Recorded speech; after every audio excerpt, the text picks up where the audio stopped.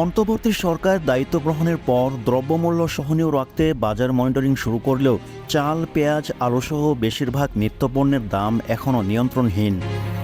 বাড়তি মূল্যের জন্য খুচরা এবং পাইকারি ব্যবসায়ীরা একে অপরকে দোষারোপ করলেও অন্তরালে এখনও বাজার সিন্ডিকেট সক্রিয় রয়েছে। থেমে নেই মধ্যস্থতাভোগীদের দৌরাত্ম্য। এদিকে পণ্য ক্রয় বিক্রয়ের পাকা রসিদ ব্যবহারে ব্যবসায়ীদের বারবার সতর্ক করা হলেও তা মানা হচ্ছে না। বন্ধ হয়নি কমিশন বাণিজ্য। এখনও পণ্যমূল্য নিয়ন্ত্রণ করছে অসাধু একটি চক্র। এতে চড়া দামে পণ্য কিনে ভোক্তার কষ্ট ও হতাশা কেবল বৃদ্ধি পাচ্ছে। বাজার সংশ্লিষ্টরা জানান, ছাত্র জনতার অভ্যুত্থানে সরকার পতনের পর পরিবর্তিত প্রেক্ষাপটে নিত্যপণ্যের দাম না বাড়লেও তেমন কমেনি। তবে পণ্য পরিবহনে ঘাটে ঘাটে চাঁদাবাজি বন্ধ হওয়ায় সবজিসহ কিছু পণ্যের দাম নিম্নমুখী। যদিও সবজি ছাড়া বাজারে অন্য পণ্যগুলোতে এর কোনো প্রভাব পড়েনি। ব্যবসায়ীরা জানান, অতীতে আইনশৃঙ্খলা বাহিনীর কিছু অসাধু সদস্য ও ক্ষমতাসীন দলের নেতাকর্মীরা ঘাটে ঘাটে চাঁদা আদায় করতেন। পণ্যমূল্য বৃদ্ধির এটি ছিল অন্যতম কারণ। বর্তমানে চাঁদাবাজি অনেকটাই বন্ধ রয়েছে। এর প্রভাবে সবজিসহ কিছু পণ্যের দাম নিম্নমুখী, কিন্তু অন্যান্য পণ্যের দাম অপরিবর্তিত রয়েছে। রাজধানীর খুচরা বাজার চিত্র বলছে, মাসের ব্যবধানে চাল এখন প্রতি কেজি 2 থেকে 4 টাকা বাড়তি রয়েছে। পেঁয়াজের কেজি শতকের ঘরে। আলুর দরে নড়াচড়া নেই বললেই চলে। ডিমের দামও হাত পড়ছে। ফার্মের ডিমের ডজন 150 টাকা, আর ব্রয়লার মুরগি কিছুটা কমলেও এখনও নিম্ন আয়ের ভোক্তাদের কিনতে কষ্ট হচ্ছে।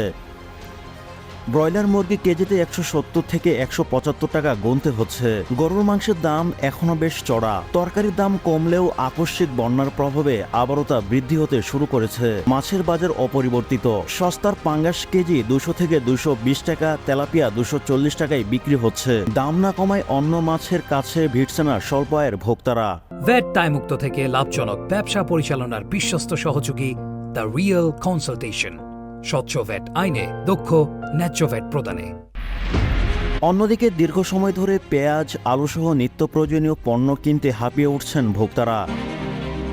কদমতলী এলাকার বাসিন্দা বেসরকারি চাকরিজীবী মোহাম্মদ কৌশিক আহমেদ গণমাধ্যমকে বলেন, বাজারে গেলে কেবল হতাশা বৃদ্ধি পায়। নিত্য প্রয়োজনীয় পণ্য হিসেবে পেঁয়াজের দাম প্রতি কেজি 30 থেকে 40 টাকা, আর আলুর কেজি 20 থেকে 25 টাকা হওয়া দরকার বলে মনে করেন তিনি। অথচ লম্বা সময় ধরে এগুলো 3 গুণেরও বেশি দামে কিনে খেতে হচ্ছে।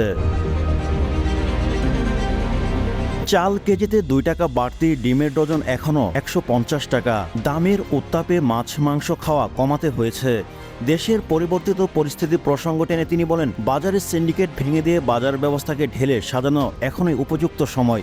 চাঁদাবাজি বন্ধের সুফল মিলছে কিছু পণ্যের, এখনও বাকি সমস্যাগুলো দূর করতে হবে।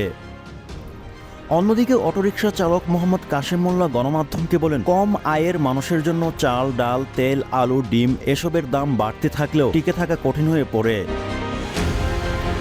লবণের দামও বাড়তি। কম দামের পাঙ্গাস, তেলাপিয়া 200 থেকে 240 টাকা। বাজার খরচ সামাল দিতে গেলে অন্য খরচের টান পড়ে।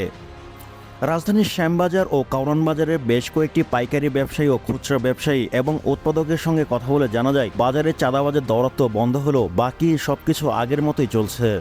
হাত বদলের সংখ্যা আগের মতোই, যা প্রতিটি ধাপে পণ্যমূল্য বাড়িয়ে দিচ্ছে। উৎপাদকরা কম দাম পেলেও বাড়তি দামে বিক্রি করে বেশি লাভ তুলে নিচ্ছে মধ্যস্থভোগীরা। পাইকারি ও খুচরা ব্যবসায়ীরা বেশিরভাগ রসিদবিহীন পণ্য ক্রয় বিক্রয় করছেন।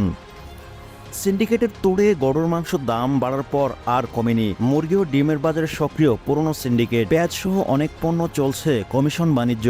ক্রয় মূল্যের ভিত্তিতে নয়, ফোনে নির্ধারণ করা দামেই বিক্রি করা হচ্ছে এসব দ্রব্যমূল্য ও পণ্য।